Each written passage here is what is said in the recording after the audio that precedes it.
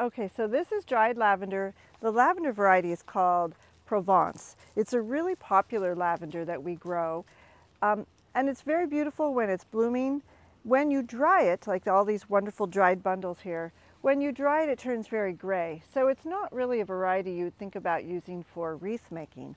Also, it has this characteristic to it called shattering, which means it falls off the stem really easy. So if you make a wreath out of this, by the time you're done making the wreath, the whole thing, you'll just have like a stick wreath. You won't have any lavender left because it falls off that easy. So what we do with this lavender is this is used particularly for sachets. So we clean it, and again, it's great to have an outdoor area because all these little dried flowers are going to fall off on the ground and smell really great. Once it's clean, all the little dead flowers, petals are off, and now you just have the bud part. You can actually take this over like a white or a towel or a sheet, and you just crumble it right off. And this is the part you're going to be using. So you can see how clean that already is, ready to use in sachets, like bags if you're going to put it in your bathtub, for any sort of a potpourri blend, or for cooking. You can use this one. It's a very strong lavender, so you'd use it for savory foods.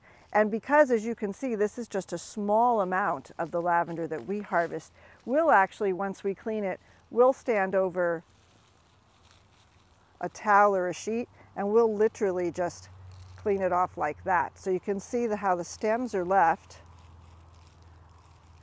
but we just have tons of this beautiful, very clean lavender buds. So Provence lavender we use specifically for our bulk lavender blend. So you can then mix this with other herbs or on its own and use it for cooking or for medicinal or just for fragrance. It's a really beautiful variety. So this dried variety here, this is an English lavender. This one's called Violet Intrigue. It's one of our favorite lavenders to use for drying. So at this point, it's been dried, but it still needs to be cleaned. You see the little brown pieces in it. Those are all of the dead flower petals. The flower petals smell fine, but they don't really have any value if you're going to use this for crafting.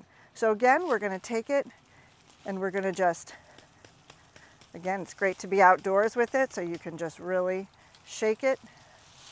When they're a big bundle like this, a lot of times we will open up the bundles so we can really get them clean. Okay, so then you're going to notice this is a really dark purple flower buds. So let me just grab the Provence so you can kind of compare here.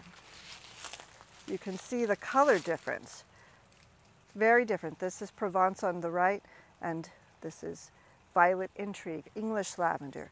So you notice as I'm touching it, it also stays on. This one doesn't shatter.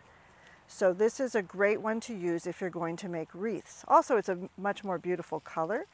So this is a wreath making, or it can be culinary to use for sweet things like cookies and cakes and ice cream and tea.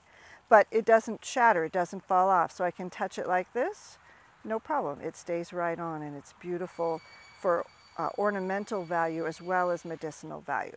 But you want to make sure you can clean it pretty good, get all those little dried brown flower petals off, and what you're left with is a nice, dark, fragrant lavender.